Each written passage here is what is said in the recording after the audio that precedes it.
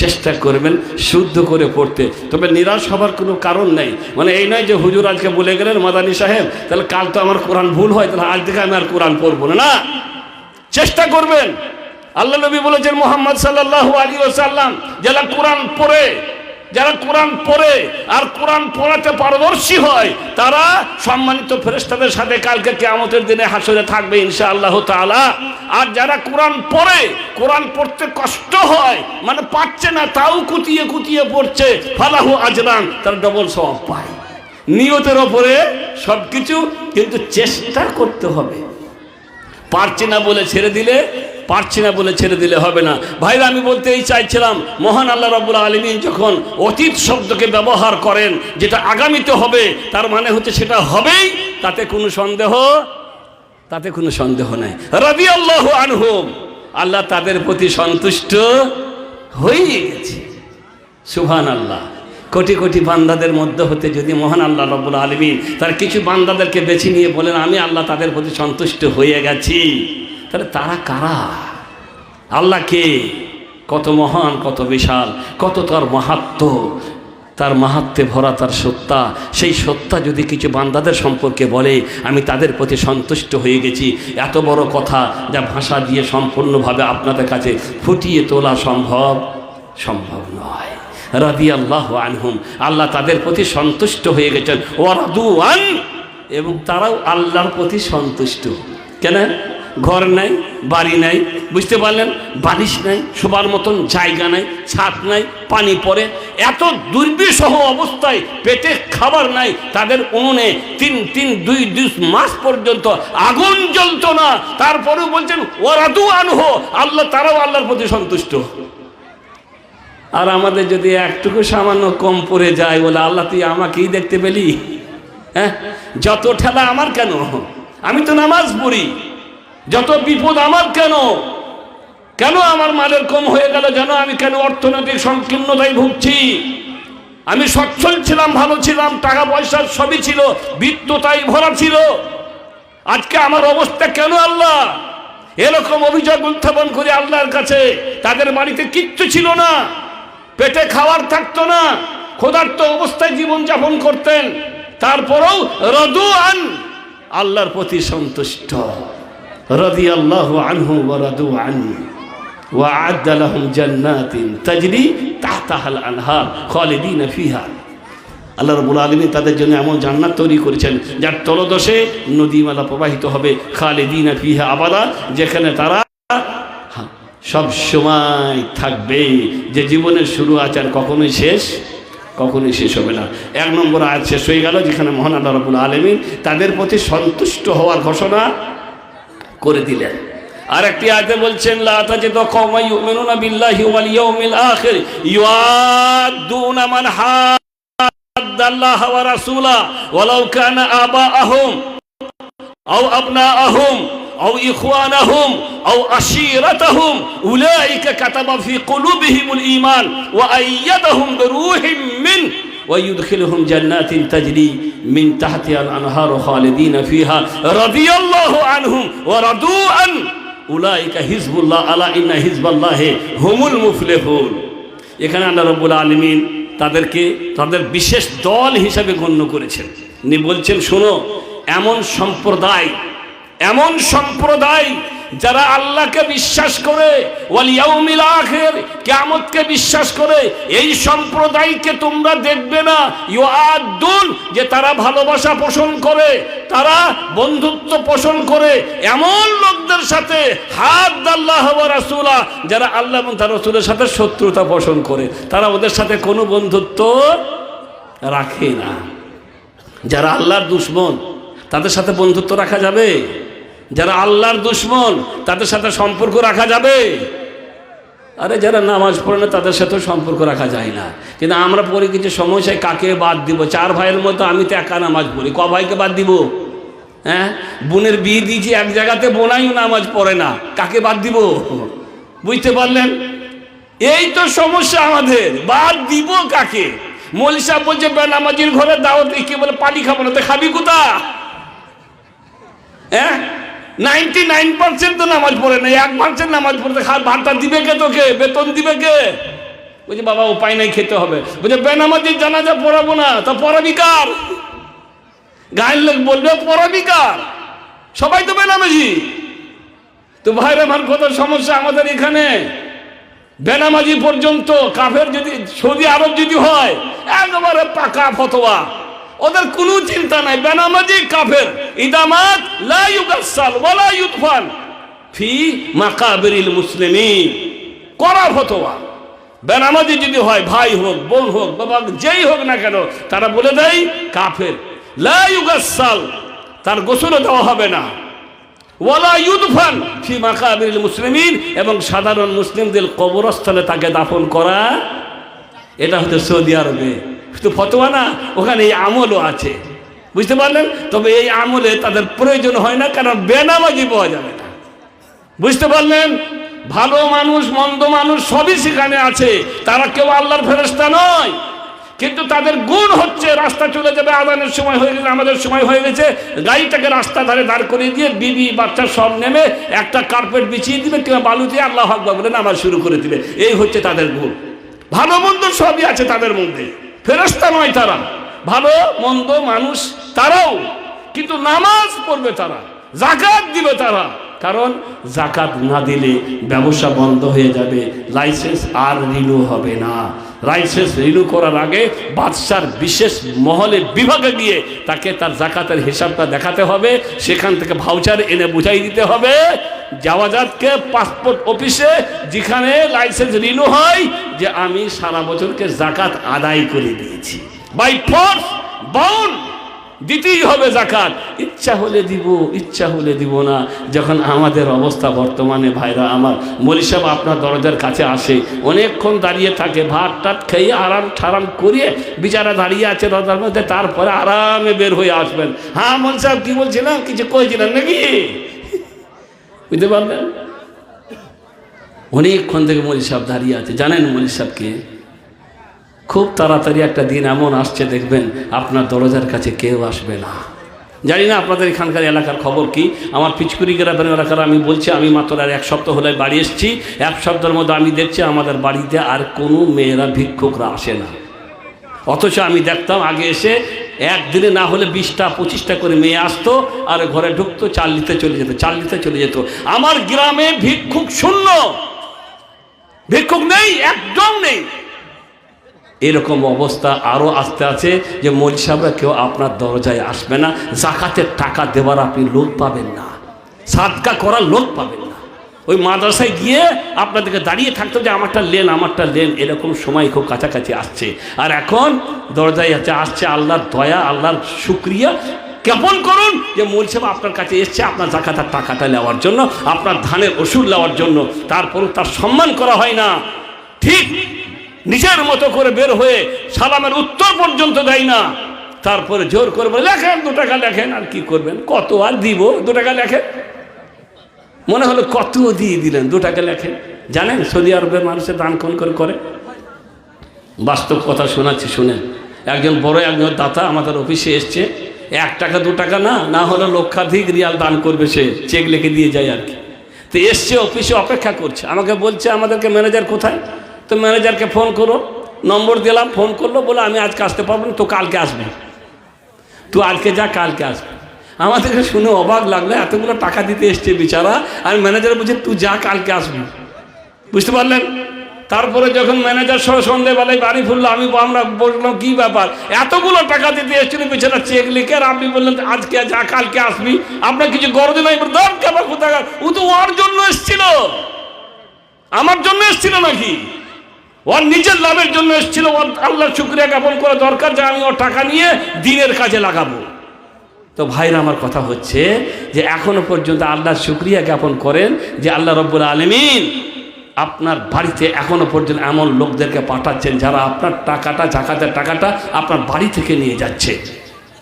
তাই তাদের সম্মান করবেন, তাদের সাথে শ্রদ্ধা বজায় রাখবেন এবং যতটা জাকাতের পয়সা আল্লাহ আপনার দিয়েছেন ভালো করে বের করে দিয়ে তাদেরকে সম্মানের সাথে দিয়ে পারলে পারেন আপনি নিজে গিয়ে দিয়ে আসবেন ওই জায়গাতে যেখানে জাকাত দেওয়ার কথা আল্লাহ কোরআনে কি বলেছেন বলে দিয়েছেন, ঘোষণা করে দিয়েছেন। তো মোট কথা হচ্ছে সৌদি আরবের মানুষগুলা যেমনই হোক নামাজ কিন্তু পড়বে। নামাজ না পড়লে বেটার সাথে ভাইয়ের কোনো সম্পর্ক নাই।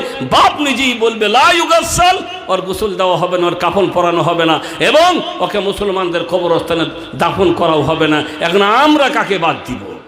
গোটা সমাজ ভরা বেনামাজিতে, গোটা সমাজ ভরা বেনামাজিতে। তো ভাইরা আমার যেটা বলতে চাইছিলাম যে সেখানকার মানুষগুলা কিন্তু নামাজ ঠিক মতন আদায় করে, নামাজ কিন্তু তারা পড়ে, নামাজ কিন্তু বাদ দেয় না। নামাজই হচ্ছে এমন একটা জিনিস যেটা কাফের আর মুসলিম আর অমুসলিমদের সাথে আমাদের পার্থক্য করবে। তারাও নামাজ পড়ে না, আমরা নামাজ পড়ি না, তাহলে আমাদের তাদের মধ্যে পার্থক্য কোথায় থাকলো? কোথায় পার্থক্য থাকলো? তাই বলা হচ্ছে যে যারা আল্লাহ এবং আল্লাহর রাসূলের সাথে শত্রুতা পোষণ করে, আর বেনামাজির মতন বড় শত্রু আর কেউ হতে পারে গো? বেনামাজির মতন বড় শত্রু আর কেউ হতে পারে? কেউ হতে পারে না। ওই আমাদের বাংলাদেশের দিলের হোসেন সাইদির একটা কেসের একবার শুনেছিলাম, বড় মজা লেগেছিল, হাসি লেগেছিল। একজন বলছে হুজুর আমি সব করি, দান খয়রাত অমুক তমুক ভালো কাজ যত আছে সব করি, শুধু নামাজটা পড়তে পারি না হুজুর, আমার ঈমান আছে না নাই নাকি নষ্ট হয়ে গেছে? তো এই সাইদি সাহেব তখন উত্তরে বলেছিলেন তোর ঈমান থাকবে তবে তো নষ্ট হবে। হ্যাঁ, সব করে নামাজটা পড়ে না, বলে হুজুর ঈমান আছে না নাই? ওর তো নষ্ট হবারই তো কিছু নাই, নাম থাকবে তবে তো নষ্ট হবে। তো ভাই নামাজ ছাড়া ঈমান থাকে না। চেষ্টা করবেন 5 ওয়াক্ত নামাজ অবশ্যই অবশ্যই আদায় করবেন। জিহাদের ময়দানে গেছেন সাহাবীগণ, জিহাদের ময়দানে শত্রুর সামনে দাঁড়িয়ে আছে, তখনও নামাজ পড়তে হবে। জিহাদের ময়দানে আল্লাহর দ্বীন প্রতিষ্ঠা করার জন্য গেছেন, আল্লাহর কাছ থেকে পারমিশন নাই, ঠিক আছে ভালো কাজে এসেছে তো অসুবিধা নাই, পড়েই দিবে না, এখনই পড়তে হবে, এখনই পড়তে হবে। তবে তার তরিকা আল্লাহ তাআলা বলিয়ে দিলেন, জানিয়ে দিলেন যে এখন এই সময় এইরকম করে নামাজ পড়ো, আল্লাহ নবীকে বলে দিলেন। কিন্তু নামাজ পড়তে হবে, সে যেমন ক্ষেত্র হোক আর যেমন মুহূর্ত হোক, যেমনই অবস্থা হোক, নামাজ পড়তে হবে। কোন অবস্থাতেই নামাজ মাফ নেই। বলে যদি বুড়িয়ে যায় তাও মাফ নাই, বলে বসতে পারছি না তাও মাফ নাই। বুঝতে পারলেন? বসতে পারছি না তাও মাফ নেই, বুড়িয়ে গেছি তাও মাফ নেই, দুর্বল শরীর তাও মাফ নেই। কেন? কারণ মুহাম্মদুর রাসূলুল্লাহ সাল্লাল্লাহু আলাইহি ওয়াসাল্লাম বলেছেন সাল্লি কাঈমান ফাইন লাম ইয়াস্তাতি ফাকাঈদান ফাইন লাম ইয়াস্তাতি ফাআলা জামব। বুখারী শরীফের হাদিস, আল্লাহ নবী বলছেন দাঁড়িয়ে নামাজ পড়ো, দাঁড়িয়ে নামাজ পড়ো। যদি দাঁড়িয়ে নামাজ পড়তে না পারো ফাকাঈদান, তাহলে বসে নামাজ পড়ো। ফাইন লাম তাস্তাতি, যদি বসে না পারো ফাআলা জামব, তাহলে পার্শ্ব দেশে শুয়ে শুয়ে নামাজ পড়তেই হবে। এরপরে তো আর কোনো অবস্থা আসে না। এখন মনে করলেন একজন মানুষ একেবারে দিক বিদিক কিছুই খেয়াল রাখতে পারছে না, নামাজের সংখ্যাও খেয়াল রাখতে পারছে না, ব্রেন আর কাজ করছে না, তখন তার আর নামাজই নেই, তখন তার আর হিসাবই নেই। সে তখন চলে গেছে সেই পাগলের দরজায়, যার কোনো হিসাব হয় না। কিন্তু শেষ শ্বাস পর্যন্ত বিবেক বুদ্ধি ব্রেন যদি কাজ করে, আপনাকে নামাজ পড়তে হবে। যারা বসতে পারবে না, কোমরে ব্যথা, চেয়ার নিয়ে পড়তে হবে। যদি চেয়ার নিয়ে সুবিধা না হয় বসে সুবিধা হবে। কারো রুকু করতে অসুবিধা, সাজদা করতে পারবে। যার যেটা সুবিধা তাকে কিন্তু সেটা করতে হবে। অনেকে আছে রুকু করতে পারবে, সাজদা পারবে না, কিন্তু তাও চেয়ারে বসে গেল আরামে। বলে আল্লাহ নবী বলেছেন না পারলে চেয়ারে বসেও নামাজ পড়া যায় না। যতটা পারবেন ততটা করতে হবে, যেটা পারবেন না সেটা চেয়ারে বসবেন। অনেকে আছে একটু অসুস্থ, রুকু করতে পারবে, সাজদা করতে পারবে না, কিংবা সাজদা করতে পারবে, রুকু করতে পারবে না, এখন বসে গেল চেয়ারে। যতটা পারবেন ততটা কিন্তু আপনাকে করতে হবে। যদি কেউ দাঁড়াতে পারে আর যদি বসে নামাজ পড়ে, নামাজ হবে গো? কেন হবে না? দাঁড়াতে পারবে কিন্তু বসে পড়লো, নামাজ হবে না? কেন হবে না? কারণ দাঁড়িয়ে নামাজ পড়া নামাজের রুকুন, আর রুকুন বাদ গেলে যে খুঁটিগুলো লাগিয়েছেন না, এই খুঁটিটা যদি ছাড়িয়ে দেওয়া হয় এটা থাকবে? তো নামাজের রুকুন বাদ গেলা মানে হচ্ছে নামাজটাই আর থাকবে না। তো দাঁড়িয়ে নামাজ পড়া, দাঁড়ানোটা কিয়াম বলা হয়। কিয়ামটা রুকুন, রুকু করা রুকুন, সাজদা করা রুকুন, দুটো সাজদা করা রুকুন। এগুলা যদি বাদ পড়ে যায় নামাজই বাতিল হয়ে যাবে, আপনাকে নামাজ আবার ঘুরিয়ে পড়তে হবে। তো মোট কথা হচ্ছে, যদি আপনি দাঁড়িয়ে নামাজ পড়তে সক্ষম হন আর বসে নামাজ পড়েন, তাহলে আপনার নামাজ হবে না। ভাইরা, আমরা বলতে চাইছিলাম, কথায় এসে গেল, নামাজ সর্ব অবস্থায় শেষ শ্বাস পর্যন্ত আপনাকে পড়তে হবে। বাড়িতে আপনার অসুস্থ মা বাপ যদি থাকে আর তাদের এই ব্যাপারে যদি উদাসীনতা থাকে, আপনি সেটা চেষ্টা করে বলবেন, মা এলা উজু করো, উজু করতে পারছো না মা এরা ঢালা লাও, তায়াম্মুম করো, মাকে দাঁড় করিয়ে দেন। যদি মায়ের বুদ্ধি এবং বিবেক এবং রুকু সংখ্যা ইত্যাদি সব কিছু সে স্মরণে রাখতে পারে, তাহলে মাকে আপনি, বাবাকে আপনি সাহায্য করবেন যাতে করে তারা নামাজ পড়ে যেতে পারে। এরপরে যদি তার অবস্থা আরও খারাপ হয়ে যায়, তাহলে তারা নামাজই নেই। তো বলতে চাইছিলাম, যারা আল্লাহ এবং আল্লাহর সাথে শত্রুতা পোষণ করে, তাদের সাথে সাহাবীরা কোনো সম্পর্ক রাখতেন না। ওয়ালাউ কানু আবাউহুম, যদিও তারা তাদের পিতা হতো, তবুও মাফি। পিতা হলে কি হবে? তুমি আমার পিতা, তুমি ইসলাম মানো না, নবীকে মানো না, আল্লাহকে মানো না, তোমার সাথে আমার কোনো সম্পর্ক নাই। বদরের যুদ্ধ হয়েছিল, ওবায়দুল্লাহ বিন জাররাহর বাপ কাফেরদের হয়ে যুদ্ধ করতে এসেছিল। আর ওবায়দুল্লাহ বিন জাররাহ যুদ্ধ করেছেন মুহাম্মদ রাসূলুল্লাহ সাল্লাল্লাহু আলাইহি ওয়াসাল্লাম, একজন বিচক্ষণ সাহাবী, এবং অনেক যুদ্ধে তিনি সেনাপতিত্বের দায়িত্ব পালন করেছিলেন। ওবায়দুল্লাহ বিন জাররাহ এক প্রসিদ্ধ নাম, এবং 10 জন সাহাবীদের একজন, যাদেরকে মুহাম্মদ সাল্লাল্লাহু আলাইহি সাল্লাম জান্নাতের সার্টিফিকেট দিয়েছিলেন। আবু বকর ফিল জান্নাতি, ওমর ফিল জান্নাতি, ওসমান ফিল জান্নাহ, আলী ফিল জান্নাহ, ওবায়দুল্লাহ বিন জাররাহ ফিল জান্নাহ, যায়েদ ফিল জান্নাহ, সায়েদ ফিল জান্নাহ। এইভাবে মুহাম্মদ সাল্লাল্লাহু আলাইহি সাল্লাম 10 জন সাহাবীর নাম গুলিয়ে দিয়ে বলে গেছিলেন, এরা হচ্ছে জান্নাতি সাহাবী। তাদের মধ্যে একজন হচ্ছে ওবায়দুল্লাহ বিন জাররাহ। বদরের যুদ্ধে তার বাপ সবসময় আগে চলে আসছে, মানে কাফেররা বাপকে চক্রান্ত করে আগে বাড়িয়ে দিচ্ছে, কারণ জানে যে ওবায়দুল্লাহ বাপকে মারবে না, ওবায়দুল্লাহ বিন জাররাহ বাপকে মারবে না, ঢাল হিসাবে তার বাপকে তারা ব্যবহার করছে।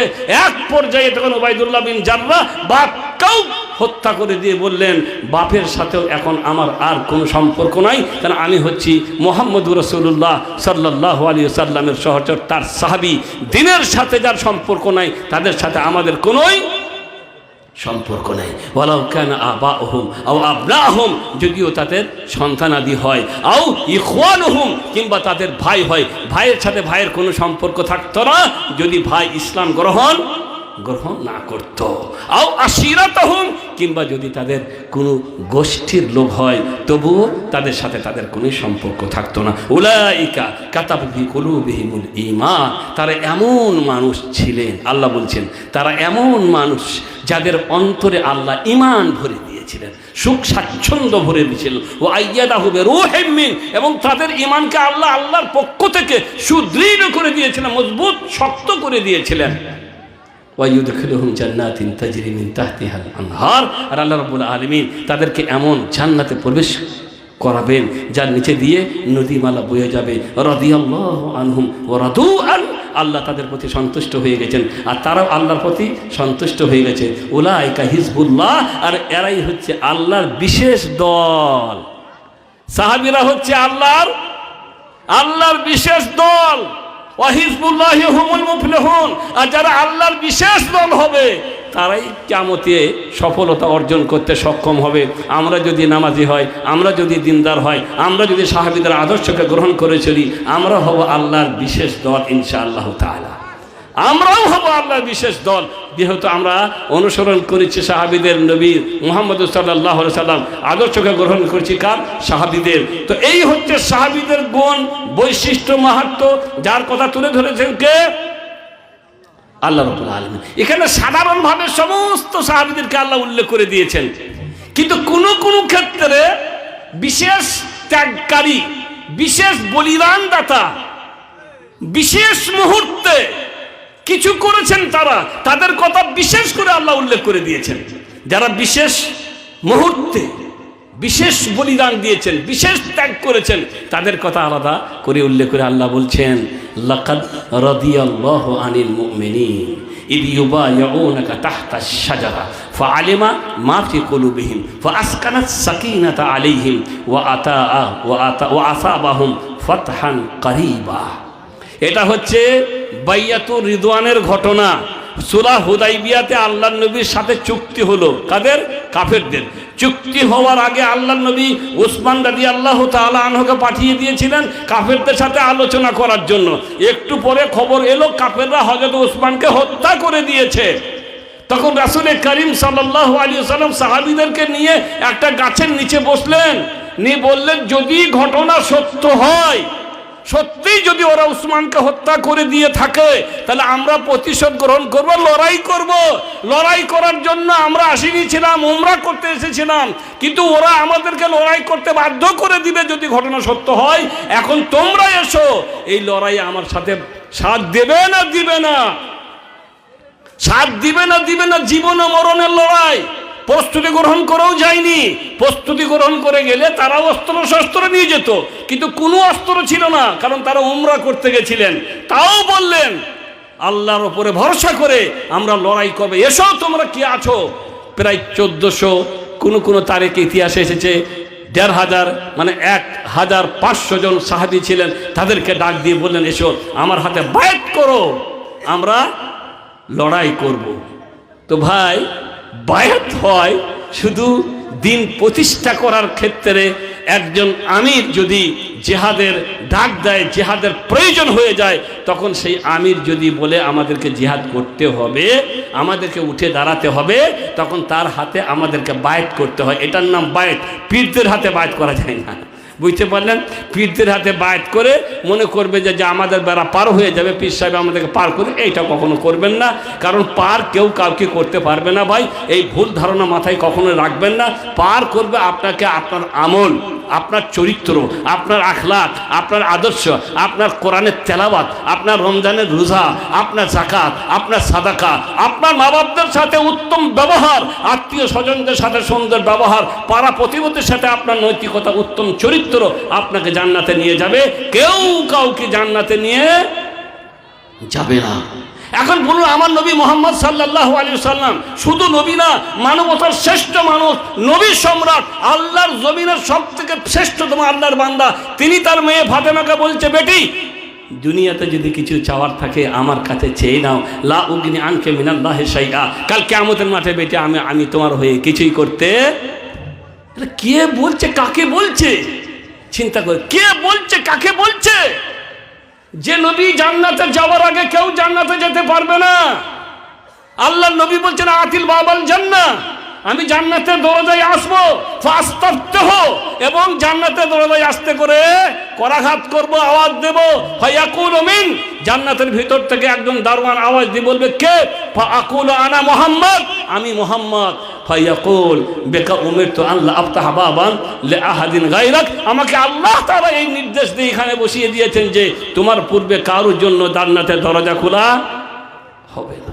যিনি সর্বপ্রথম জান্নাতে যাবেন তিনি তার মেয়েকে বলছে, বেটি কিয়ামতের মাঠে আমি তোমার হয়ে কিছুই করতে পারবো না, তোমাকে তোমার আমল দিয়ে জান্নাত, তোমাকে তোমার আমল দিয়ে জান্নাত যেতে হবে।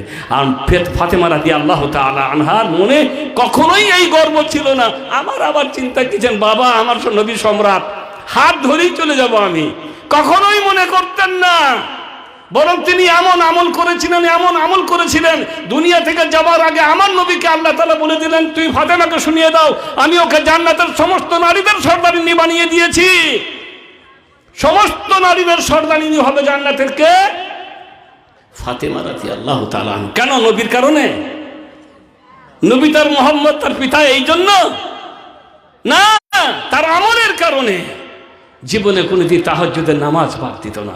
কোমরে ব্যথা হয়ে যেত, দূর থেকে পানি বইতে বলতে চাতা পিছতে ক্লান্ত শ্রান্ত তার শরীর হয়ে যেত। বাবার কাছে একদিন গিয়ে বলছে, বাবা আমার অনেক কষ্ট হয়, দূর থেকে পানি বইয়ে আনি, আবার যাতা পিছতে শরীরটা এত ক্লান্ত হয়ে পড়ে, রাতে উঠতে তাহাজ্জুদ পড়তে কষ্ট হয়, আমাকে একটি খাদেম দাও না, একটা চাকর টাকর দাও না, যাতে করে আমার কোনো সহযোগিতা করবে। আমার নবী বললেন, বেটি তোমাকে কোনোই খাদেম দিব না, তোমার কোনো খাদেমের দরকার নাই, তোমাকে দোয়া শিখেই দিব, ওই দোয়া পড়ে তোমরা ঘুমিয়ে যাবে। শরীরের শক্তি পায়, নিজের আমল নিজেই কাজ নিজেই করতে পারবে। আমার নবী পরিবারে কোনো খাদেমের দরকার, নবী পরিবারে কোনো খাদেমের দরকার নাই। তাই বললেন 33 বার সুবহানাল্লাহ পড়বে, 33 বার আলহামদুলিল্লাহ বলবে, আর 34 বার আল্লাহু আকবার বলবে শোবার সময়। এটা কিন্তু শোবার সময় 34 বার আল্লাহু আকবার। আর বাকি নামাজে আমরা পড়ি 33 বার সুবহানাল্লাহ, 33 বার আলহামদুলিল্লাহ, 33 বার আল্লাহু আকবার। আর 100 পূরণ করার জন্য কি বলি? লা ইলাহা ইল্লাল্লাহু ওয়াহদাহু লা শারীকা লাহু লাহুল মুলকু ওয়া লাহুল হামদু ওয়া হুয়া আলা কুল্লি শাইইন কাদির। দুটোর মধ্যে পার্থক্য সূচিত করবে। তো নবী তার মেয়েকে বললে, বেটি তোমাকে আমি কোনোই খাদেম দিব না। এত পরিশ্রম মেহনত, তারপরেও তিনি এত আমল করেছিলেন যে আল্লাহ তাআলা সন্তুষ্ট হয়ে বললেন নবীকে, তোমার মেয়েকে শুনিয়ে দাও, আমি ওকে জান্নাতের সমস্ত নারীদের সর্দারিনী বানিয়ে দিয়েছি। তো ভাইরা, আমার কথা হচ্ছে যে রাসূল করিম সাল্লাল্লাহু আলাইহি সাল্লামও তার মেয়েকে জান্নাতে নিয়ে যেতে পারবে না। অতএব আমরা কেউ কারু ভরসায় জান্নাতে যেতে পারবো না। স্বামী জান্নাতে যাবে, অনেক স্ত্রীরা জাহান্নামে যাবে, আবার স্ত্রীরা জাহান্নামে যাবে, স্বামীরা জান্নাতে যাবে। নূহ আলাইহিস সালাম জান্নাতে যাবে, বেটা জাহান্নামে যাবে। লূত আলাইহিস সালাম জান্নাতে যাবে, তার স্ত্রী জাহান্নামে যাবে। ফিরআউন জাহান্নামে যাবে, তার স্ত্রী আসিয়া জান্নাতে যাবে। এই হচ্ছে আল্লাহর নীতি। বাপ বেটাকে নিয়ে যাবে না, বেটা বাপকে নিয়ে যাবে না, মা ছেলেকে নিয়ে যাবে না, ছেলে মাকে নিয়ে যাবে না। কেউ কারু হয়ে কিছুই করতে পারবে না। সবাইকে সেদিন বাঁচতে হলে নিজের আমল দিয়ে বাঁচতে হবে। ভুল ধারণা মাথায় থেকে ফেলে মুছে দিবেন। পার করেগা খাজা বাবা, কোনো খাজা বাবা কাউকে বার করতে পারবে না। খাজা বাবার যে কি হবে আল্লাহই ভালো জানে। কেউ কাউকে বার করতে পারবে না। পার করবে আপনাকে আপনার আমল, আপনার আখলাক, চরিত্র, আপনার নামাজ, আপনার রোজা, আপনার হজ, আপনার যাকাত, এই হবে আপনার পুঁজি। এগুলি আপনাকে পার করবে, তাছাড়া কেউ কাউকে পার করতে পারবে না। মন থেকে ভুল ধারণা মুছে দেবে। তো মোট কথা হচ্ছে, রাসূল করিম বললেন, এসো আমার হাতে বায়াত করো, আমরা বদলা নিব, লড়াই করব। তখন সমস্ত সাহাবীরা বায়াত করলেন, মৃত্যু পর্যন্ত লড়াই করব আল্লাহ। হে আল্লাহর রাসূল, মৃত্যু পর্যন্ত আপনার সাথে থাকবো, আমরা মৃত্যুর ভয়ে কেউ আপনাকে ছেড়ে পালাবো না। তাদের এই বায়াত, এই নিষ্ঠা, এই ত্যাগ কুরবানি আল্লাহর কাছে এত পছন্দ হয়েছিল, এত পছন্দ হয়েছিল। সঙ্গে সঙ্গে আল্লাহ বলছেন, লাকাদ রাদিয়াল্লাহ, আল্লাহ তাদের প্রতি সন্তুষ্ট হয়ে গেছেন। রাদিয়াল্লাহু আনিল মুমিনিন, এই সাহাবীদের দিয়ে যারা ইউবাইউনাকা তাহতাশ শাজারা, ওই গাছের নিচে যারা তোমার হাতে বায়াত করেছিল। আল্লাহু আকবার। এমন কোরআন যে কিয়ামত পর্যন্ত অক্ষয় থাকবে আল্লাহর কাছে। আবার আল্লাহ রাব্বুল আলামিন সেই কোরআনকে তুলে সেই কিয়ামতে আল্লাহ তাদের ঘটনা তুলে ধরে বললেন, আমি ওদের প্রতি সন্তুষ্ট হয়ে গেছি। তাদের মনের কথা আল্লাহ জেনে নিয়েছিলেন যে কিভাবে বায়াত করছে ওরা, ওদের নিয়ত, ওদের মন আল্লাহ বুঝে নিয়েছিলেন। তাই বললেন, আমি ওদের প্রতি সন্তুষ্ট হয়ে গেছি যারা ওই গাছের নিচে তোমার সাথে বায়াত করেছিল। ফাআলিমা মা ফি কুলুবিহিম, তাদের অন্তরে যে কী ছিল আল্লাহ জেনে গেছিলেন। ফাআনজালা সাকিনাতা আলাইহিম, এবং তাদের উপর আল্লাহ শান্তি নাযিল করেছে। শান্তি মানে ভয় ভীতি দূর করে দিয়েছেন, না ভয় পেও না, বিচলিত হবার কোনো কারণ নেই। আল্লাহ রাব্বুল আলামিন শান্তি নাযিল করে, ধীরস্থিরতা নাযিল করে দিয়েছেন। ওয়া আসাবাহুম ফাতহান কারীবা, এবং আল্লাহ রাব্বুল আলামিন অতি নিকটে তাদেরকে বিজয় দান করেছিলেন। বিজয় মানে খাইবার বিজয় হয়ে গেল, তার কিছুদিন পরে আবার মক্কা বিজয় হয়ে গেল। এই ছিল তাদের ত্যাগের বদলা, পরিণাম। তো আল্লাহ তাআলা বিশেষ মুহূর্তে যারা বিশেষ কুরবানি দিয়েছিল তাদের প্রতিও সন্তুষ্ট হওয়ার কথা বলে দিলেন। এখানে একটা কথা শুধু আমাদেরকে বলবো, সেই গাছটা কোথা, যে গাছের নিচে আল্লাহ রাসূল বায়াত করেছিলেন, গাছটা কোথা ছিল? এই বায়াতটা হতে কোথায়? মক্কাতে, তাই না? তাহলে গাছটা কোথায় থাকবে? মক্কায় থাকবে। আমাদের দেশে হাজিরা হজ করতে যায়, বুঝতে বলবেন, বলবেন ফাতেমার জাঁতা দেখে এলাম, ফাতেমার বাড়ি দেখে এলাম, আবু জেহেলের বাড়ি দেখে এলাম, এত আলতো ফালতো সব দেখে চলে এলো, বুঝতে পারলেন? এখন কথা হচ্ছে ওই গাছটা কোথায়? কাল বাদ পরশু কেউ এসে বলবে সে গাছটাও দেখেছি, একটা গাছ ছিল যে গাছের নিচে আল্লাহ নবী কি করেছিলেন? বায়াত করেছিলেন। এই যে ভণ্ড হাজিরা, বুঝতে পারলেন, কিছুই দেখেনি 30 বছরের জীবনে আমরা কিছুই পাইনি। আর এরা ফাতেমার বাড়ি দেখে নেয়, ফাতেমার জাঁতা দেখে নেয়, সব দেখে এখানে চলে আসে। আর হুজুর মানে আমরা মজলিস বলে বেড়াই যে আমরা এগুলি দেখলাম। গাছটা কোথায়? বলা হয়েছে কোনো ইতিহাসে ওমর ফারুক রাদিয়াল্লাহু তাআলা আনহু এই গাছটা কেটে দিয়েছিলেন সাদ্দাল্লিদ দারিয়া, মানে শিরকের পথ বন্ধ করে দেওয়ার জন্য ওমর ফারুক রাদিয়াল্লাহু তাআলা আনহু দূরদর্শী পণ্ডিত এই গাছটা কেটে দিয়েছিলেন। কারণ এই গাছকে নিয়ে লোকে পরবর্তীকালে বাড়াবাড়ি করতে পারে। করবে না? এই যে বাংলাদেশের শাহজালালের মাজার আছে, বুঝতে পারলেন? বাইজিদ বাস্তামির মাজার আছে, বুঝতে পারলেন? আটরশিয়া আছে, আমাদের পাথর চাবড়ি আছে, সোতা ভালকি আছে, আরও ইত্যাদি ইত্যাদি কত আছে যা আমি অনেক নাম জানি না, বুঝতে পারলেন? কারণ এদেশে থাকা খুব কমই হয়েছে। এই মানে ছিল জীবন যেন ওই ইউপিতে আর বিদেশ করতে করতে চলে গেল। তো কিছু আমরা জানি, আমি বাকিগুলো জানি না। প্রসিদ্ধ যেমন আমাদের পাথর চাবড়ি, এটাকে জানি। ওদিকে আপনার আছে কি বলে নিজামুদ্দিন আউলিয়ার মাজার, ওটাকে জানি। এদিকে আপনার আজমির শরীফে, এটাকে জানি। আর ওদিকে বাংলাদেশে কিছু জানি, কারণ বাংলাদেশের সাথেই আমাকে বেশি থাকতে হয়। অতএব ওদের মুখে শুনে ওদেরগুলো মুখস্থ হয়ে গেছে। এখন আমার প্রশ্ন হচ্ছে, ভাই এ শাহজালাল একজন ফকির ছিলেন, বুঝতে পারলেন? শাহজালাল একজন ফকিরদের সর্দার, কোনো সাহাবী নয়, তাবিঈন নয়, ইমাম নয়। তার কবরকে বিশাল মাজার তৈরি করা হয়েছে। এখন আমরা যদি কোনো সাহাবীর কবর পেতাম তাহলে আমরা কি করতাম? সুবহানাল্লাহ। আমাদের চরিত্র সম্পর্কে আল্লাহ খুব ভালো করে জানে, বুঝতে পারলেন? তাই বলা হয়েছে যে গাছটা আল্লাহ ওমর ফারুক কাটেননি, গাছটা মহান আল্লাহ রাব্বুল আলামিন তার হিকমতের আলোকেই উজ্জ্বল করে দিয়েছেন। কেউ জানে না সেই গাছের কথা, পরবর্তীকালে আর কেউ জানতে পারেনি। কেন?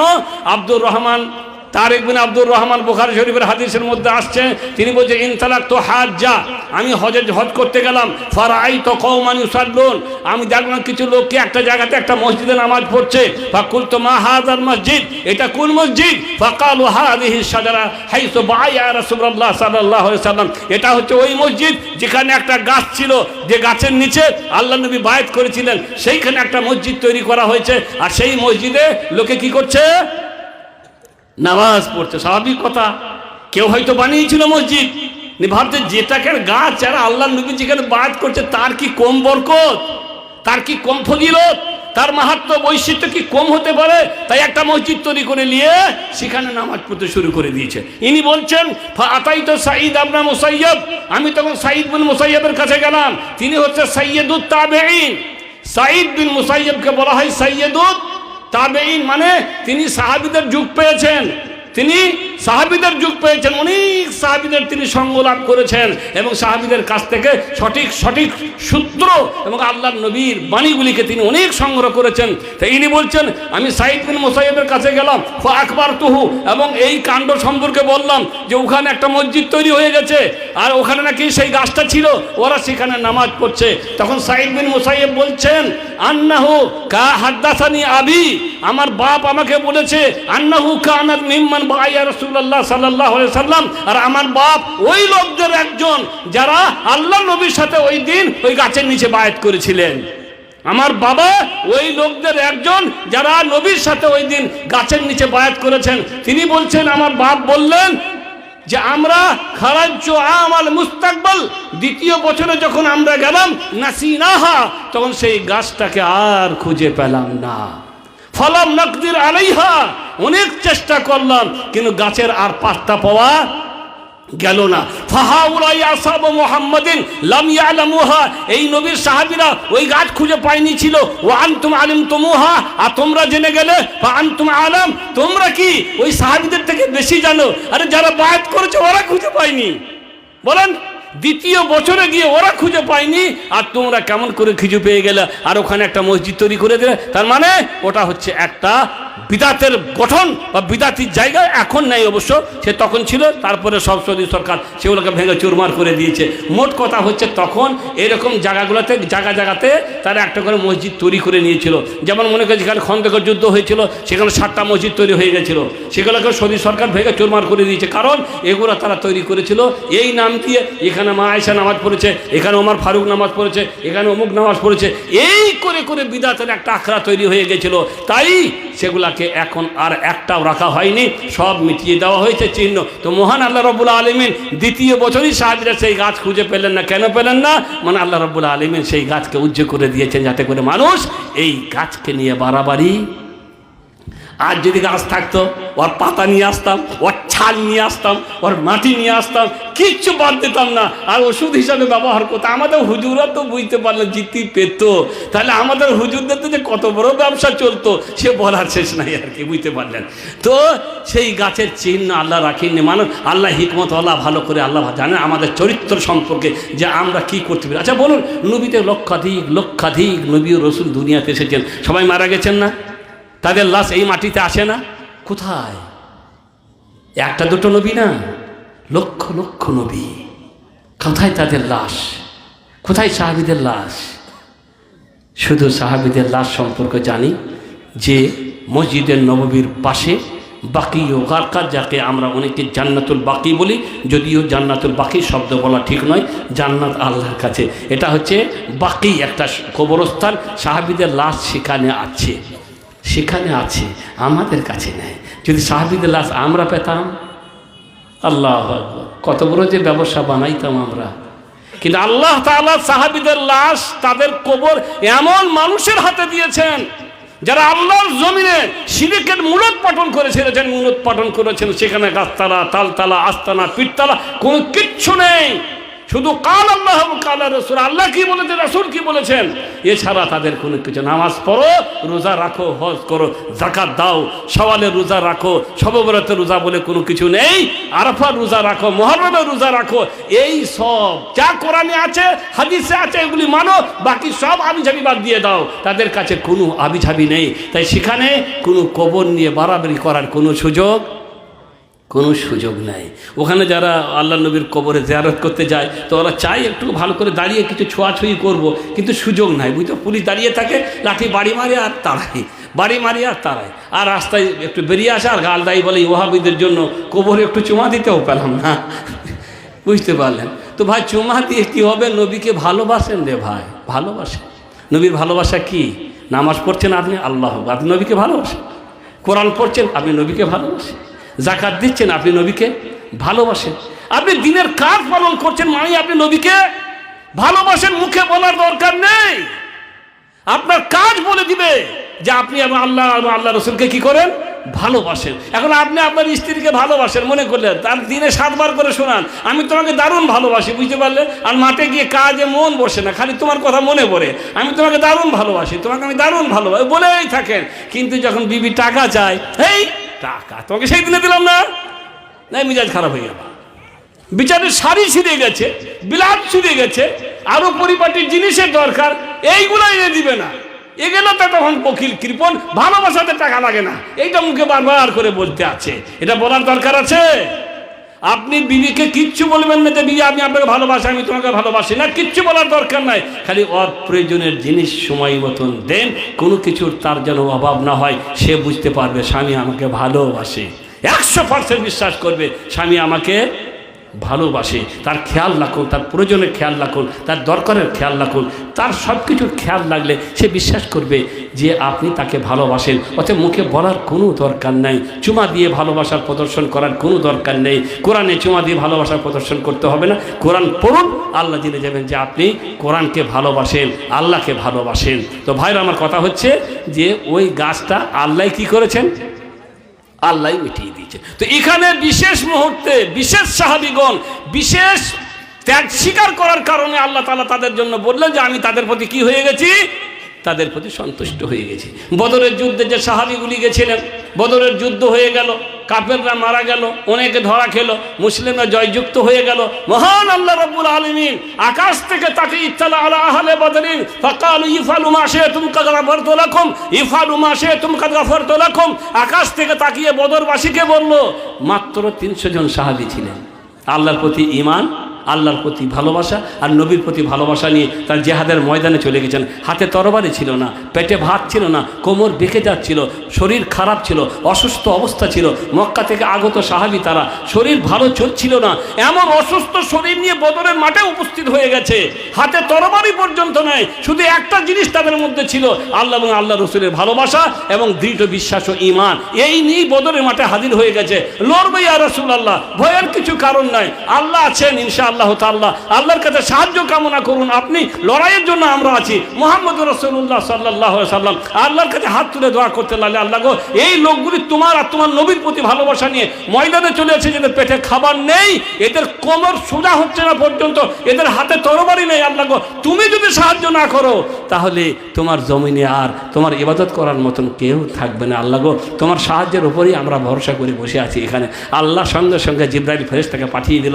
আল্লাহ নবীকে বলল তোমার চিন্তা করার কোনো কারণ নাই, 3000 ফেরেশতা প্রস্তুত হয়ে ময়দানে নামার জন্য রেডি হয়ে গেছে। সুবহানাল্লাহ, 3000 ফেরেশতা, আর ওরা ছিল 1000 কাফেররা, ভাগেও করবেন একটা করে, বুঝতে পারলেন? তাই কাফেররা বলে মাথা কেটে পড়ে যায়, কে যে মাথা কাটে দেখতে পাওয়া যায় না, ফেরেশতাকে তো দেখতে পাওয়া যাবে না, মাথা কেটে পড়ে যায়, কে যে মাথাটা কাটলো দেখতে পাওয়া গেল না। ইবলিস সেদিন একজন সর্দারের রূপ ধারণ করে লড়াই করছিল কাফেরদের হয়ে, যখনই সে ফেরেশতা থেকে যে ধরতে শুরু করেছে, আর একজন তাকে ধরে বলছে পালাও কোথায়, এখনো যুদ্ধ শেষ হয়নি আর তুমি পালাচ্ছ, আর বুকে এক ঘুষি মারে বলছে ইন্নী আরা মা লা তারাও, ছাড় আমাকে, আমি যা দেখি তা তুই দেখিস না। ও কাকে দেখে?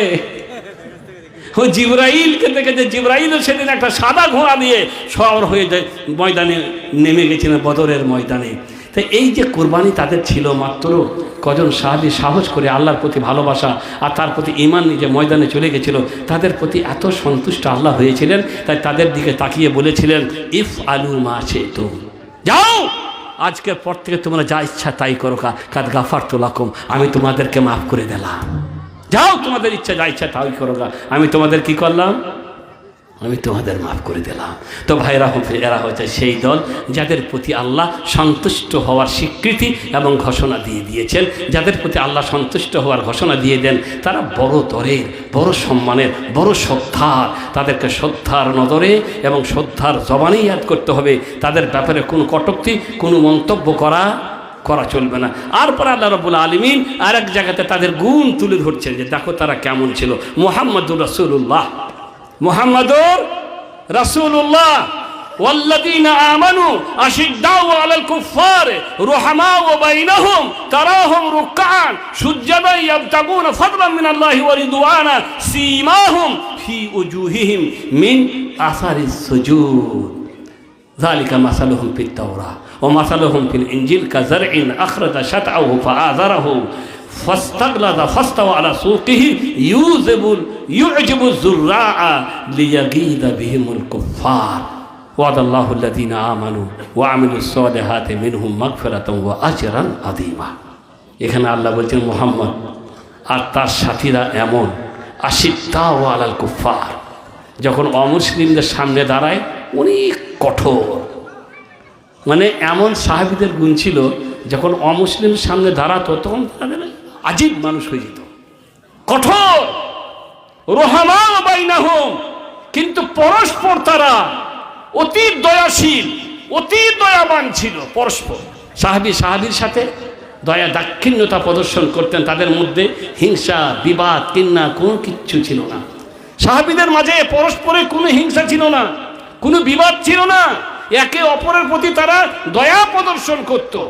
রুহামা বাইনাহুম, আর এটাই ছিল মুহাম্মদ রাসূলুল্লাহ সাল্লাল্লাহু আলাইহি সাল্লাম উক্তির জ্বলন্ত দৃষ্টান্ত। শুধু তাদের ক্ষেত্রে না, সমস্ত মুসলিমদের ক্ষেত্রে আল্লাহ নবী একটা উক্তি বলে গেছেন, যেটা হবে আমাদের জ্বলন্ত দৃষ্টান্ত যদি আমরা পালন করি। আল্লাহ নবী বলে গেছেন যে মুসলমানদের অবস্থা কেমন হবে, মাসালুল মুমিনিন ফি তাওয়াদ্দিহিম ওয়া তাওয়াতুবিহিম ওয়া তারাহুমিহিম কামাসালিল জাসাদ ইযা ইসতাকা মিনহু উদউন তাদাআ লাহু সাইরুল জাসাদ বিস-সাহরি ওয়াল হুম্মা। এটা হচ্ছে মুসলিম মুমিনদের দৃষ্টান্ত। আল্লাহ নবী বলছেন মুসলিম মুমিনরা এমন হবে, তাদের দৃষ্টান্ত হচ্ছে যে তাদের দয়া, তাদের দাক্ষিণ্য, একে পরস্পরের প্রতি মায়া মমতা সহমর্মিতা হচ্ছে একটা শরীরের মতো, একটা শরীরের মতো। ইদাশতাকা মিনহু উদউন, শরীরের একটা অংশ যদি কোথাও ব্যথিত হয়, এখন পায়ে মনে করলেন একটা আঙুলে আপনার হোঁচট লেগেছে, এখন রাতে দেখবেন ওই আঙুলটা টনটন করছে, এখন চোখও ব্যথিত, গোটা শরীর ব্যথিত, ঘুম আর আসছে না। এখন গোটা বডিটার কি হলো, শুধু একটা কড়ি আঙুলে ধাক্কা লেগেছে, সে ব্যথায় ভুগবে, কিন্তু না, গোটা শরীর ব্যথায় ভুগছে, সারা রাত জেগে আছেন, ব্যথার কারণে সারা রাত আপনার ঘুম হচ্ছে না। নবী বলছেন এই হচ্ছে মুসলিমদের দৃষ্টান্ত। কারোর প্রতি কোথাও কষ্ট, কোনো মুসলিমরা কোথাও কষ্টের মধ্যে থাকলে আমরা ব্যথিত হব এবং তাদের জন্য যতটা সাহায্য সহযোগিতা করার মতন শক্তি সামর্থ্য থাকবে ততটা সাহায্য সহযোগিতা করার জন্য আমরা প্রয়াস করব, চেষ্টা নিব। এটাই হচ্ছে মুমিন এবং মুসলিমদের দৃষ্টান্ত। একটা শরীরের মতো, যে শরীরের কোনো একটা স্থানে যদি আঘাত খায় গোটা শরীরটা অনিদ্রা এবং জ্বরে ভোগে। সাহাবীরা ছিল তার জ্বলন্ত দৃষ্টান্ত।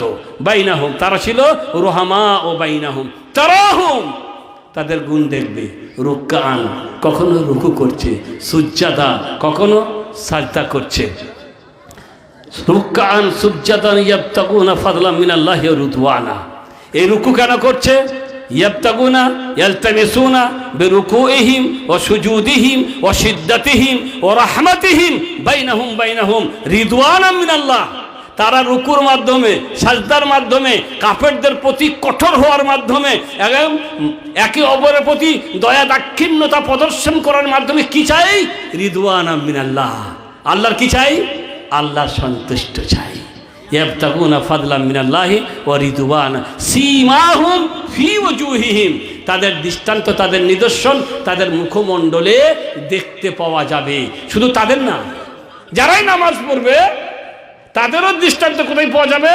তাদের মুখমণ্ডলে দেখতে পাওয়া যাবে। কালকে কিয়ামতের মাঠে সাজদার জায়গাগুলো চমকাবে, সাজদার জায়গাগুলো কিয়ামতের মাঠে চমকাবে। আমার নবী মুহাম্মদ সাল্লাল্লাহু আলাইহি ওয়াসাল্লাম আমাদের উদু আর সাজদার জায়গা থেকে চিনে নেবেন যেগুলি আমার উম্মত। সেদিন চমকাবে সাজদার জায়গাগুলি আর উদুর জায়গাগুলি। তার মানে এই নয় যে এটাকে কালো হবে তবে চমকাবে, বুঝতে পারলেন? মানে অনেকের আছে চামড়ার কারণে এখানটা কালো হয়ে যায়, তাই কি না? এগুলো চামড়ার পার্থক্য। কারো এখানটা কালো হয়ে যায়, কিন্তু ঘষে কালো করলে হবে না। কেউ কেউ আবার ভুল বুঝবেন না, বলে না ঘষে কালো করতে হবে, নাহলে কিয়ামতের দিনে তো আবার চমকাবে না। তো ঘষে কালো করতে হবে না, সাজদা করলেই চমকাবে, উযু করলেই চমকাবে। তা তাদের মুখমণ্ডলে দেখতে পাওয়া যাবে। সীমাহুম ফি উজুহিহিম মিন আসারিস সুজুদ যালিকা মাসালুহুম ফিত তাওরাত। এই গুণগুলি তাদের তাওরাতেও বর্ণিত হয়েছিল, আর ইনজিলে তাদের গুণ বর্ণনা হয়েছে কামাসালে জারঈন। ইনজিলে তাদের গুণ বর্ণনা হয়েছে কেমন ভাবে? কামাসালে জারঈন। যারা মানে হচ্ছে বীজ বা ফসল।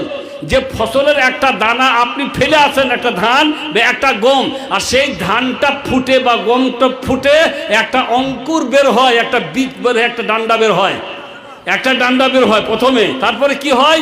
একটা ডান্ডা বের হয়ে তারপরে সেটা ফাস্তাগলাদা মুঠা হয়, ফাস্তাওয়া কাণ্ডের উপরে দাঁড়িয়ে যায়। মানে গমের এখন দাঁড়িয়ে গেছে, ধানটা এখন অনেক দাঁড়িয়ে গেছে। ইউজিবুজ-যুররা, যখন অনেক বড় হয়ে দাঁড়িয়ে যায় তখন চাষিদের মনে খুব খুশি হয়, হয় না? কত খুশি হয় যে বাহ, সুন্দর ধান দিয়েছে আল্লাহ, একবারে সুন্দর দাঁড়িয়ে আছে। আর তার কিছুদিন পরেই যদি এক ঝড় মারে আল্লাহ, আর সেই ধানগুলা যদি পড়ে যায়, তারপরের দিনে গিনে কেউ তো হার্ট ফেল করে দিয়ে ওখানেই হার্ট অ্যাটাক করবে, আর না হয় আরও কত দুঃখ জর্জরিত অবস্থায় আসবে। এত সুন্দর ধানগুলা হয়েছিল, এত সুন্দর গমগুলা হয়েছিল, সব পড়ে গেছে, সর্ষেগুলা পড়ে গেছে, ধানগুলাও পড়ে গেছে। কিন্তু যখন একদম মজবুত দাঁড়িয়ে থাকে এই উজিবুজ-যুররা, তখন চাষিদের মনে অনেক খুশি হয়। আল্লাহ তাআলা এইভাবে সাহাবীদের দৃষ্টান্ত দিচ্ছেন যে তারা প্রথমে ইসলাম গ্রহণ করলো, দুর্বল ছিল, তারপরে আবার কিছু ইসলাম গ্রহণ করলো, একটু সবল হলো, আবার কিছু ইসলাম গ্রহণ করলো, আরও সবল হলো। এই হতে হতে তারা শক্তিশালী হয়ে গেল। মহান আল্লাহ রাব্বুল আলামিন তখন মক্কা মদিনা সহ আরও অনেক কিছু তাদেরকে জয়দান করলেন এবং তারা সেখানে পরিচালিত হতে পারলেন, মুসলিমদের শক্তি বেড়ে গেল। তো মোট কথা হচ্ছে, তারপরে আল্লাহ রাব্বুল আলামিন বললেন যে আল্লাহ রাব্বুল আলামিন তাদের প্রতি, তাদের জন্য সন্তুষ্ট হয়েছেন এবং তাদের জন্য আল্লাহ তাআলা ওয়াদাল্লাহুল্লাযীনা আমানু মিনহু ওয়া আমিলুস সালিহাত, এদের মধ্যে যারা ঈমান আনবে, নেক আমল করবে, মাগফিরা, আল্লাহ তাদের ক্ষমা করবেন, ওয়া আজরান আযীমা, আল্লাহ রাব্বুল আলামিন তাদেরকে অনেক প্রচুর সওয়াব দান করবেন। এই কিছু কথা বললাম কোরআন থেকে। এবারে কিছু কথা বললো সাহাবীদের ব্যাপারে, হাদিস থেকে নবী কি বলেছেন তার সেই সঙ্গীদের ব্যাপারে যারা সব সময় নবীর আশেপাশে থাকতেন, নবীর জন্য জান দিতে প্রস্তুত, নবীর জন্য জান দিতে প্রস্তুত, মাল দিতে প্রস্তুত। যখন যেটা চেয়েছেন জান দিয়ে নবীর সাহায্য করেছেন, মাল দিয়ে নবীর সাহায্য করেছেন, যখন যেটা চেয়েছেন। কিন্তু শুধু মুখে আল্লাহর নবীর ভালোবাসার প্রকাশ তারা করেনি। কোনো মানে এমন হয়নি সাহাবীদের কাছে আল্লাহ নবী আমি তোমাকে খুব ভালোবাসি, এই নবী আমি তোমাকে খুব ভালোবাসি, নবী আমি এসব কেউ করতে আসেনি। বুঝতে পারলেন? আল্লাহ নবীর কাছে এসে হে রাসূল আমি তোমাকে খুব ভালোবাসি, হে রাসূল আমি তোমাকে ভালোবাসি, এরকম ফোটানি বলা কথা তারা বলতে আসতেন না। নবী বলতেন এটা করো, করার জন্য সব রেডি, জিহাদে যেতে হবে যাওয়ার জন্য রেডি, মাল দিতে হবে মাল দেওয়ার জন্য রেডি, সাদকা করতে হবে সাদকা করার জন্য রেডি। যখন জান চেয়েছেন জান দিয়েছেন, মাল চেয়েছেন মাল দিয়েছেন। এটা হচ্ছে ভালোবাসার বহিঃপ্রকাশ। বুঝতে পারলেন? তাসির রাসূল ওয়া আনতা তুযহিরু হুব্বাহু ওয়া হাদা মুহালুন ফিল কিয়াস বাদিউ লাউ কানা হুব্বুকা সাদিকান লা তাতাহু ইন্নাল মুহিব্বা লিমান ইউহিব্বু ইউতিউ।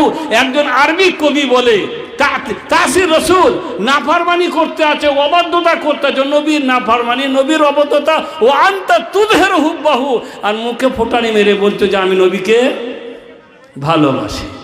এরকম কথার কোনো দাম নাই, মুখের কথা কোনো দাম নাই। লাউ কানা হুব্বুকা সাদিকান, যদি সত্যিকারের যদি তুমি নবীকে ভালোবাসতে তাতাহু, তুমি নবীর অনুসরণ করতে। ইন্নাল মুহিব্বা লিমান ইউহিব্বু ইউতিউ, কারণ যে যাকে ভালোবাসে সে তার কথা শুনে না, শুনে না। আমি মনে করলে আপনার একটা ঘনিষ্ঠ বন্ধু আছে, এখন সেই ঘনিষ্ঠ বন্ধুর কাছে যখন আপনি কোনো দাবি করবেন, আপনার দাবি অবশ্যই পূরণ করে, যদি সে আসলে বন্ধু হয়। আর যদি সে শুধু চায়ের দোকানের বন্ধু হয় তাহলে তো কিছুই হবে না। কিছু বন্ধুরা চায়ের দোকানের বন্ধু হয়, কেন চা খাওয়াইলে বন্ধু, আর যখন খাওয়াবেন না তখন আর কিছু না। কিন্তু যারা আসলেই আপনার অন্তরঙ্গ বন্ধু যদি সে হয়, আপনার বিপদে আপনার আপদে, আপনার সচ্ছলতায় আপনার অসচ্ছলতায়, আপনার কষ্টের সময় আপনার আনন্দের সময় সব সময় আপনার সাথ দেবে, সেই বন্ধু হচ্ছে আসল বন্ধু। অতএব তার কাছে যখন আপনি কোনো কিছু দাবি রাখবেন, সে অবশ্যই সাধ্য মতো আপনার দাবি কী করবে, পূরণ করবে। টাকার দরকার পড়ে গেছে, ভাই কি করব, আমি তো কোথাও পাচ্ছি না মেয়ের বিয়ে, আর আসলে সে আপনার বন্ধু।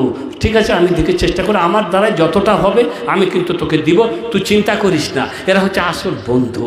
তাই বলছেন ইন্নাল মুহিব্বা লিমান ইউহিব্বু ইউতিউ, যারা আসলেই ভালোবাসা করে, বন্ধুত্ব স্থাপন করে, আসলেই পরিচিত হয় এক বন্ধু আর এক বন্ধুর কথা শুনে।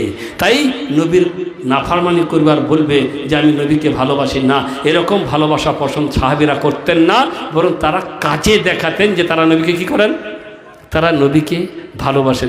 একজন সাহাবী আল্লাহ রাসূল সাল্লাল্লাহু আলাইহি ওয়াসাল্লামের কাছে সবসময় থাকতেন। কি করবেন, নবীকে উযুর পানি টানি দেওয়ার জন্য একদিন বাড়িও যায়, নিয়ে আল্লাহর নবীর বাড়ির দরজার চৌকাঠে মাথা রেখে পড়ে আছে, যে যখনই নবী রাতে উঠবেন তাড়াতাড়ি করে পানিটা নিয়ে নবীর কাছে কী করবো, পৌঁছে দেবো। আল্লাহ নবী যেমনি বের হয়েছে দেখেও এখানে পড়ে আছে। রাবিয়া বিন কাব আল আসলামী সাহাবীর নাম, রাদিয়াল্লাহু আনহু। রাবিয়া এখানেই পড়ে আছে। বলে রাবিয়া তাড়াতাড়ি করে উঠেছে, তুমি বাড়ি যাওনি? না ইয়া রাসূলুল্লাহ, আমি নিয়ত করেছি আজকে দিন রাত আপনার খিদমত করব, তাই যখনই আপনার পানির দরকার হবে তাই আমি পানি দিব, তার জন্য আমি এখানে দাঁড়িয়ে আছি। রাসূল কারীম সাল্লাল্লাহু আলাইহি ওয়াসাল্লাম তার এই ত্যাগ, কোরবানি, ভালোবাসা, নিষ্ঠা, সততা দেখে অবাক হয়ে গেলেন। আমার খিদমত করার জন্য বাড়ি যায়নি। বলে রাবিয়া স্যার কিছু চাও আমার কাছে, আল্লাহ নবীর দোয়া তো রদ হবে না, তাই না? তাই বললো চাও, আমি দোয়া করে দিলে তোমাকে আল্লাহ দেবে। স্যার কিছু চাও আমার কাছে।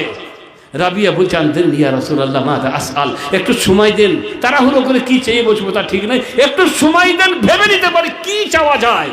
আচ্ছা ঠিক আছে, তুমি চিন্তা করো, আমি উযু করে নিচ্ছি।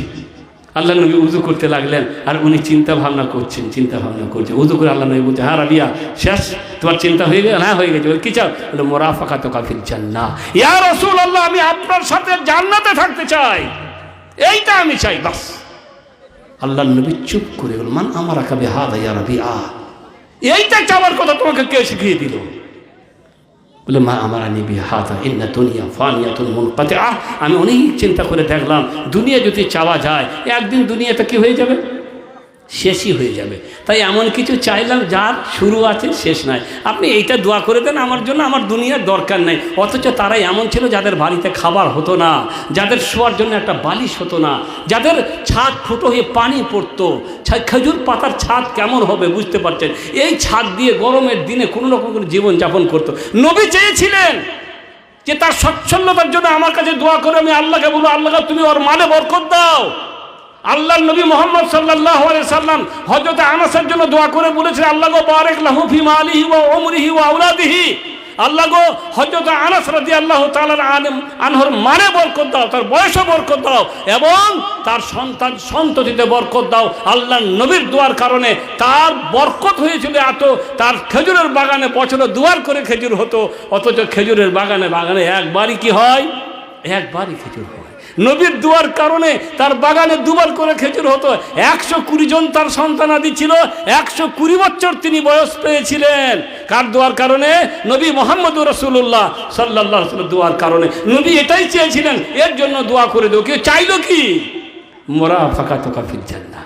আল্লাহ নবী তখন বললেন, ঠিক আছে, ইন্নী ফাইল, আমি করে দেবো। ফাআইনি আলা নাফসিকা বিকাসরাতিস সুজুদ, আমার এই দোয়াটা আল্লাহর কাছে কার্যকরী হওয়ার জন্য তোমাকে বেশি বেশি করে সাজদা করতে হবে। মানে এই নয় নবী দোয়া করে দিয়েছে এবার ফুর্তি মারি, আর কিছু করার নাই, আমার খালাস হবে। আমাদের যেমন অনেক ঠিকাদাররা আছে, ঠিকাদার নিয়ে নিয়েছে, অবশ্য কিছু নাই, বুঝতে পারলেন? আল্লাহ নবীর দোয়ার থেকে বড় দোয়া পৃথিবীর কোনো মানুষের আছে? হ্যাঁ, কিন্তু বললে না, ভুল বুঝবেন না, আমি দোয়া করে দিব, কিন্তু আমার দোয়াটা আল্লাহর কাছে কার্যকরী হওয়ার জন্য তোমাকে বেশি বেশি কি করতে হবে? সাজদা করতে হবে, নামাজ পড়তে, ভালো কাজ করতে হবে। হুজুর দোয়া করে দিয়ে না, একটু বলে দিলে মুখে, হুজুর দোয়া করে দিয়ে না আমার জন্য, একটু দোয়া করলে কি হবে? তুই ভালো কাজ করবে, তবে তোমার দোয়াটা কাজে লাগবে। তো ভাইরা, আমার কথা হচ্ছে রাসূল কারীম সাল্লাল্লাহু আলাইহি সাল্লাম তার এই সাহাবীদের ব্যাপারে কি বলেছেন? আল্লাহর নবী বললেন, বুখারী মুসলিমের হাদিস, লা তাসুব্বু আসহাবি, খবরদার আমার সাহাবীদের গালি দিও না। লা তাসুব্বু আসহাবি, খবরদার আমার সাহাবীদের গালি দিও না। ফাইন্না আহাদাকুম লাউ আনফাকা মিসলা উহুদিন যাহাবা মা বালাগা মুদ্দা আহাদিন ওয়ালা নাসিফাহু, কারণ তোমাদের কেউ যদি উহুদ পাহাড় সমান সোনা খরচ করে, তবু আমার সাহাবীর এক মুদ পরিমাণ নেকিতেও পৌঁছাতে পারবে না। ওয়ালা নাসিফাহু, এবং কি অর্ধ মুদ পরিমাণ নেকিতেও পৌঁছাতে পারবে না। উহুদ পাহাড় দেখেছেন? হাজিরা হয়তো দেখেছে। গোটা মদিনাকে ঘিরে আছে একটা বিশাল পাহাড়, সেই পাহাড়ের নাম হচ্ছে উহুদ পাহাড়। আল্লাহর নবী ওই পাহাড়কে খুব ভালোবাসতেন, ওই পাহাড় নবীকেও ভালোবাসত। এই উহুদ পাহাড়, যেখানে উহুদের যুদ্ধ হয়েছিল, এত বড় পাহাড় সমান সোনা যদি খরচ করো, তবুও আমার সাহাবীর যত নেকি আছে সেই নেকির এক মুদ অর্ধ মুদ পরিমাণে পৌঁছাতে পারবে না। এক মুদ মানে 500 গ্রাম, আর অর্ধ মুদ মানে 250 গ্রাম। ওদের নেকির 500 গ্রামেও পৌঁছাতে পারবে না, 250 গ্রামেও পৌঁছাতে পারবে না। খবরদার আমার সাহাবীদের কেউ গালি দেও না। তারপরে রাসূল করিম সাল্লাল্লাহু আলাইহি ওয়াসাল্লাম আরেকটি হাদিসের মধ্যে বলছেন, খায়রুন নাসি করনি সুম্মা আল্লাযীনা ইয়ালুনাহুম সুম্মা আল্লাযীনা ইয়ালুনাহুম সুম্মা ইয়াতি বা'দুহু ইয়াজিউ কওমুন তাসবিকু শাহাদাতু আহাদিহিম ইয়ামিনাহু ওয়া ইয়ামিনুহু শাহাদাতুহু। এটাও বুখারী শরীফের হাদিস। রাসূল করিম সাল্লাল্লাহু আলাইহি সাল্লাম বলছেন যে সবথেকে উত্তম যুগ আমার যুগ, নবী যখন ছিলেন, তারপরে হবে সাহাবীদের যুগ, তারপরে হবে তাবিঈনদের যুগ, তারপরে এমন মানুষ আসবে, এমন মানুষের আবির্ভাব ঘটবে যাদের কাছে সাক্ষী না চাইলেও সাক্ষী দেবে, বা মিথ্যা সাক্ষী দেবে, বা মিথ্যা কসম খাবে। এরকম সম্প্রদায়ের আবির্ভাব ঘটবে, মিথ্যা সাক্ষী দেবে, মিথ্যা কসম খাবে। মিথ্যা সাক্ষী দেয় না আমরা? মিথ্যা সাক্ষী দেওয়ার জন্য ভাইয়ের ব্যাপার আছে, দিতেই তো হবে, অসুবিধা নেই। ভাইয়ের হয়ে মিথ্যা সাক্ষী দিচ্ছেন, মিথ্যা কসম খাচ্ছেন, কিন্তু জানেন না মিথ্যা সাক্ষী মিথ্যা কসম কত বড় অপরাধ। তো ভাইরা, আমার কথা হচ্ছে যে রাসূল করিম সাল্লাল্লাহু আলাইহি ওয়াসাল্লাম বলেন সবথেকে উত্তম যুগ আমার যুগ, তারপরে আমার সাহাবীদের যুগ। আর পরে আল্লাহ নবী বলছেন, লা তাযালুনা বিখাইরিন মা দামা ফীকুম মা রাআনি ওয়া সাহাবানি মা ওয়াল্লাহি মা তাযালুনা বিখাইরিন মা দামা ফীকুম মা রাআনি ওয়া সাহাবা মান সাহাবানি। আল্লাহ নবী বলছেন যে ততক্ষণ পর্যন্ত তোমরা কল্যাণের মধ্যেই বিরাজ করবে, যতক্ষণ পর্যন্ত তোমাদের মাঝে এমন মানুষ থাকবে যে আমাকে দেখেছে, ও সাহাবানি, এবং আমার সঙ্গ লাভ করেছে, ততক্ষণ পর্যন্ত আল্লাহর কসম করে বলছি তোমাদের মাঝে কল্যাণ বিরাজ করবে। যতক্ষণ পর্যন্ত তোমরা কেউ তাকে দেখেছো যে সাহাবীকে দেখেছে, কিংবা তার সঙ্গ লাভ করেছো যে সাহাবীর সঙ্গ লাভ করেছে। কত বড় কথা! সাহাবীকে দেখেছে এমন লোককেও যদি দেখতে পাও, তবু জানবে তোমাদের সমাজে এখনো কল্যাণ থাকবে ইনশাআল্লাহ তাআলা। এই হচ্ছে তাদের বৈশিষ্ট্য, এই হচ্ছে তাদের গুণ। সাহাবীদেরকে ভালোবাসা, সাহাবীদেরকে ভালোবাসা ঈমান আকীদাগত ব্যাপার, মানে যদি আপনি ভালো না আসেন তাহলে আপনার ঈমানও থাকবে না। সাহাবীদেরকে ভালোবাসা ঈমান এবং আকীদাগত ব্যাপার। তাই রাসূল করিম সাল্লাল্লাহু আলাইহি সাল্লাম আমাদেরকে সাবধান করে বলছেন, আল্লাহ আল্লাহ ফি আসহাবি লা তাত্তাখিদুহুম গারাদাম বাদি। সাবধান সাবধান, আমি তোমাদেরকে সাবধান করছি আমার সাহাবীদের ব্যাপারে। ওদেরকে তোমাদের কটূক্তির গন্তব্য বা লক্ষ্যস্থল বানাইও না। তোমরা খবরদার আমার সাহাবীদেরকে কটূক্তি করার লক্ষ্যস্থল বানাইও না। কেমন কথা? আমির মুআবিয়ার সাথে মা আয়েশার যুদ্ধ হয়েছিল, হযরত আলী রাদিয়াল্লাহু তাআলা আনহুর সাথে মা আয়েশার যুদ্ধ হয়েছিল, আলী রাদিয়াল্লাহু তাআলা আনহুর সাথে আমির মুআবিয়ার যুদ্ধ হয়েছিল। এখন